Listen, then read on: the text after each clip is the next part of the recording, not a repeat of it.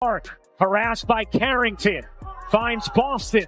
Clark gets hit in the face by Carrington and is down. I feel like I'm getting hammered. I feel like I'm getting targeted out here. Caitlin Clark has dealt with defenders, double teams, and pressure all season long. But the biggest battle isn't even against the players. It's against the refs. The inconsistency has been wild, leaving fans shaking their heads and wondering if Clark is being singled out. From obvious no calls to the pettiest technicals you've ever seen, it almost feels personal at this point. Everyone else has seen this angle. I'm calling her in, and I'm saying to her, I need answers. The atmosphere in the arena is always electric when she checks in. People on their feet waiting for those deep threes or flashy dimes, but instead of letting her cook, she's constantly side-eyeing the refs, knowing they could snatch the moment away with one whistle. And it's not just about stopping her, it's about the timing. The crowd goes from roaring to booing in seconds when officials make calls that straight up defy logic. You can feel the tension building, fans questioning whether this is competition or something darker. Because here's the real question. Is this just sloppy officiating, or are we looking at a straight up pattern of bias? Gets hit with a technical.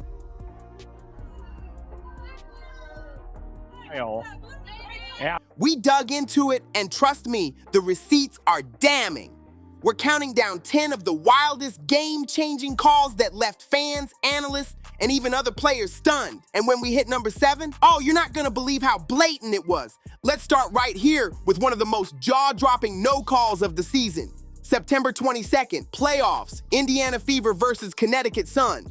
Indiana leads by 11 with 5:48 remaining in the set. The lights were bright, the stakes were sky high, and everyone came to watch Clark put on a show. Instead, what we got was one of the most embarrassing officiating blunders this league has seen all year.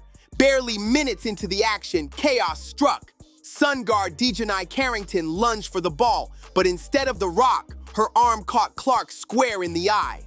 The hit was brutal. Clark staggered, blinking and dazed, while the entire arena froze, waiting for the whistle. But nothing came. No foul, no flagrant, not even a warning. The ref swallowed the whistle like it never even happened. Clark, clearly shaken, tried to dish it off to Boston just to keep the play alive, but the damage was done. She hit the floor clutching her face, and fans erupted, booing, screaming, demanding justice. Clark is still down after taking a shot following the pass to Boston. Everyone in that building expected at least a foul call, but instead, the refs acted blind, and the impact showed immediately. Clark, usually automatic from deep, was rattled. She closed the half shooting an ice-cold 1 for 9 from the field, including a shocking 0 for 6 from 3. A nasty bruise started swelling under her eye, a physical reminder of yet another missed call that was way too obvious to ignore. This wasn't just playoff toughness. This looked like something more sinister, because the message was loud and clear. Clark wasn't getting any superstar calls. If anything, she was being punished for her spotlight, stuck on the receiving end of the worst non-calls this league had to offer. The outrage didn't stop in the arena. It spilled straight onto social media. Elon Uwede in that group. Kennedy Carter nearly picks off the pass. And Diana Taurasi, they'll count the bucket.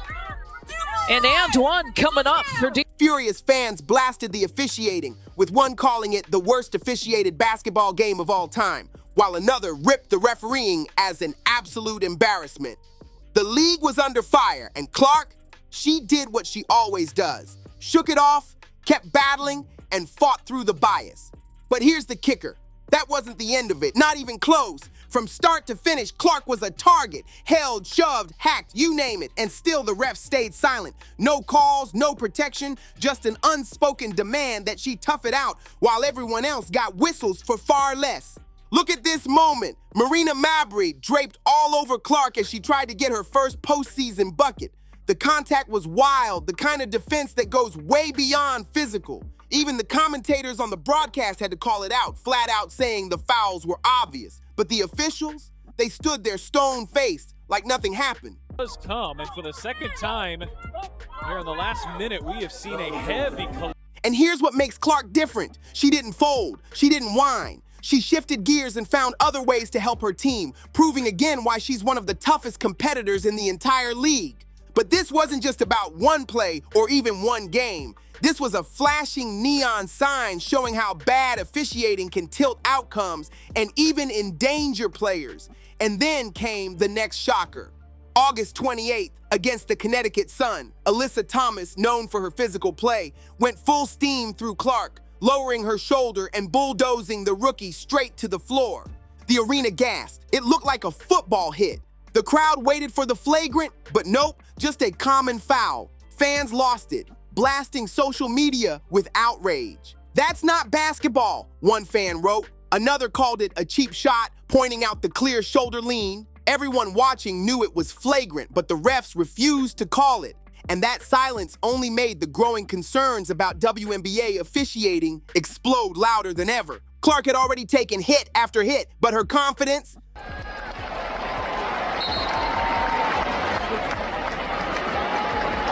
unshaken. She popped right back up, locked in, and went to work like nothing happened.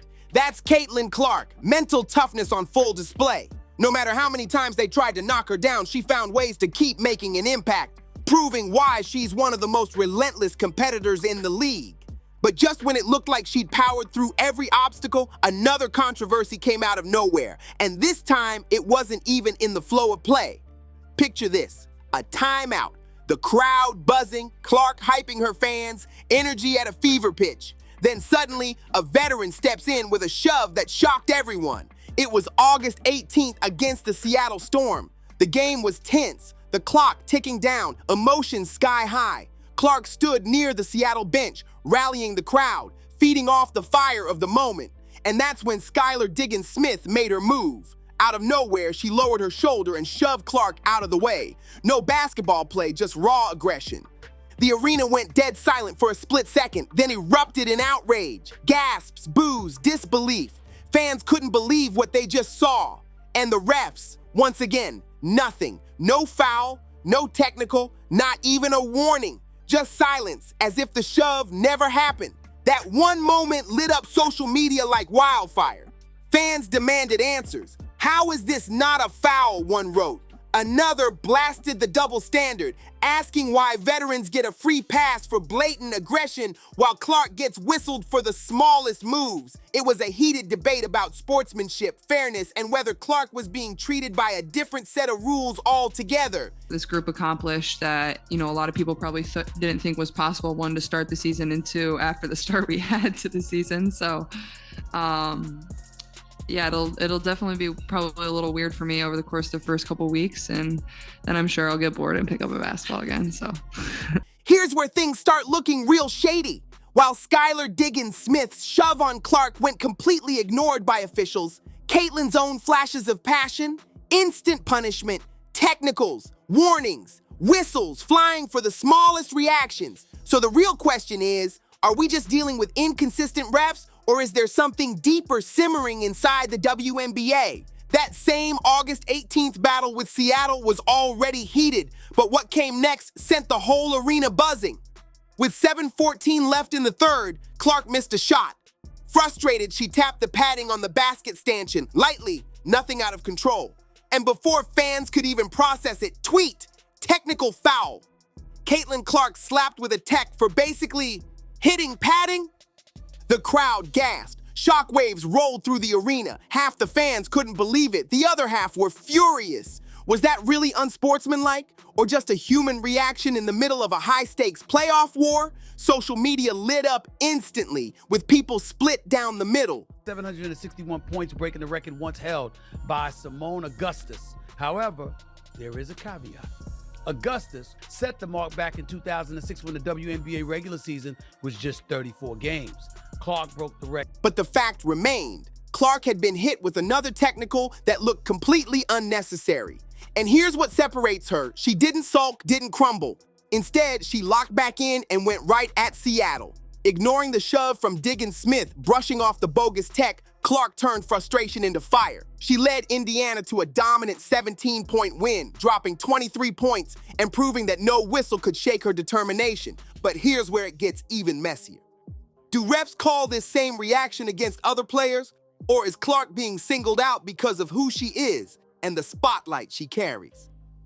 Fans started comparing clips across the league, pointing out similar outbursts from vets that didn't draw a single whistle.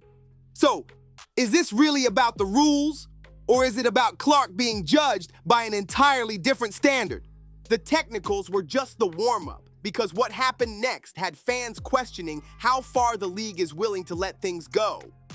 September 11th, Gainbridge Fieldhouse, the Fever hosting the defending champs, the Las Vegas Aces. The building was rocking, electricity in the air until it wasn't. A girl wants to grow up and play in a league where you're targeted like that.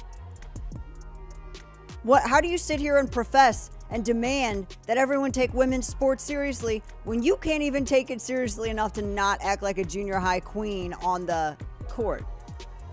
It's stupid. That's so dumb. It just Jackie Young's hand connected with Clark's face, sending the rookie stumbling backward, shaken and stunned. The crowd lost it. Boos rained down from every corner of the arena. Social media lit up instantly with disbelief. Was this still tough playoff basketball, or had it crossed into reckless territory? Fans demanded answers, but once again, no whistle strong enough to match the moment. Clark, being Clark, refused to dwell on it. She shook it off, got back into rhythm, and kept battling like nothing happened. But the hit lingered in everyone's mind. A glaring reminder of how thin the line between physical defense and dangerous play had become. And the real question echoed louder than ever: how much more of this was Clark supposed to take? And just when people thought they'd seen enough, another jaw-dropping moment unfolded months earlier on May 22nd, 2024. Fever versus Seattle Storm. The first half winding down, tensions at a boiling point. Clark drove hard to the rim, taking not one, not two, but 3 straight hits on her way up, and still no whistle. The arena erupted, not in celebration, but in disbelief. Fans screamed, waving their arms, demanding justice. Even Fever head coach Christy Sides hit her breaking point. After the game, her frustration spilled over publicly, sending a clear message. The officials weren't just missing calls, they were putting her star player in danger. We've just got to get better with the officiating. We've got to get some of those calls. Clark trying to get around Mabry.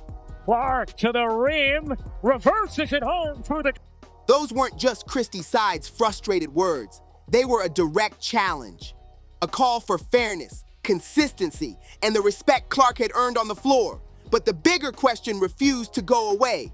Was this just a few bad whistles, or was Caitlin Clark being reffed by an entirely different standard? And as the season rolled on, that question only grew louder. One controversy faded, but another took its place. It wasn't random anymore, it was starting to look like a pattern. Clark kept ending up at the center of jaw-dropping moments, not because of her record-breaking threes or her game-changing dimes, but because of the calls or the silence that followed her every move.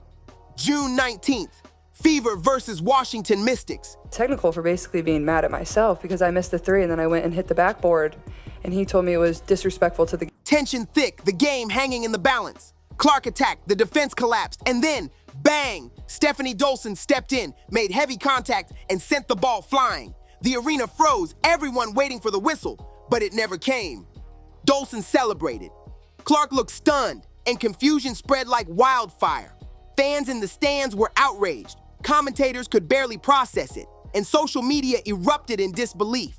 How does an obvious foul like that just vanish into thin air? Letting the game flow is one thing, but this felt different. Some argued it was the classic rookie treatment, Clark getting the so-called welcome to the league bumps, but others weren't buying it. To them, it looked like something far more concerning, a clear trend of no calls that seemed to follow her night after night.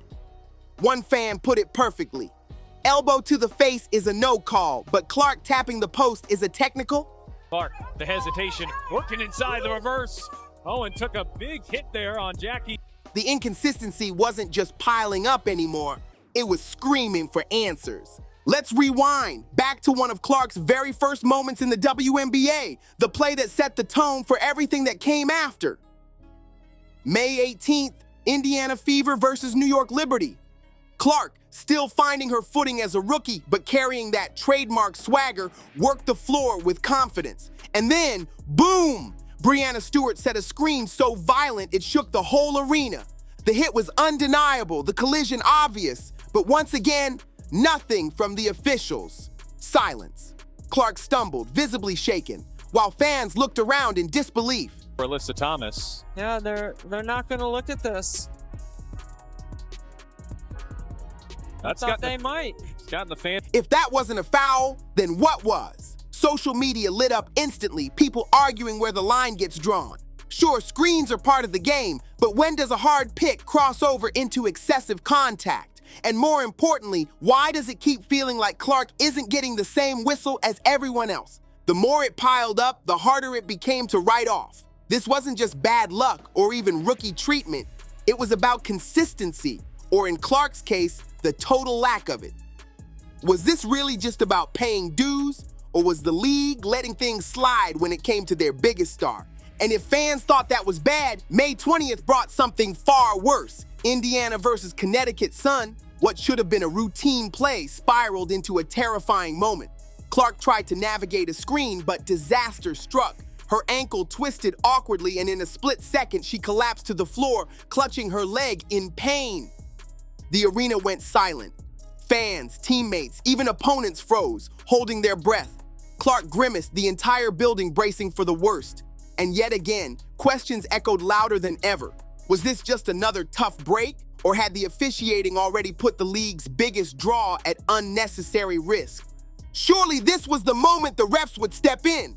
An ankle rolling awkwardly off a brutal screen, Clark down in pain, but once again, silence. No foul, no stoppage, nothing. Just Clark clutching her leg while the game carried on around her. Fans in the arena were stunned, shaking their heads in disbelief. Okay, by now I'm sure you've seen Skylar Diggins assault Caitlin Clark after Indiana blew. Social media, it exploded. If a rolled ankle off a hard screen wasn't enough to draw a whistle, then seriously, what would? At that point, it wasn't just about fairness. It was about safety. The league's brightest star was being left unprotected, and people were furious. But here's where Clark showed exactly why she's different. Through obvious discomfort, she didn't bow out. She fought through it. She stayed in the game. She proved once again that her greatness isn't just about highlight threes and flashy assists. It's about grit, toughness, and an iron will that nothing, not even injuries, can break. Clark's not out there just for the cameras. She's playing to win, no matter how many obstacles, no matter how many whistles go missing. And that's what makes these moments so wild. 10 controversial calls, 10 jaw-dropping examples, brutal body checks, flagrant shoves, rolled ankles, blatant no calls. Caitlin Clark has endured all of it, and through every single one, she showed why she's not just the face of Indiana, but the future of the entire WNBA. Because these weren't just bad calls, they were flashpoints, sparks that ignited outrage, fueled debates, and forced everyone watching to question the very integrity of WNBA officiating.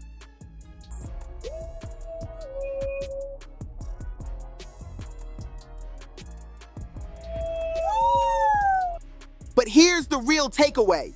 Clark's resilience never cracked. No matter how many hits she absorbed, how many times the whistle stayed silent, or how unfair the treatment looked, she adapted. She rose higher. And that leaves us all asking the same burning question.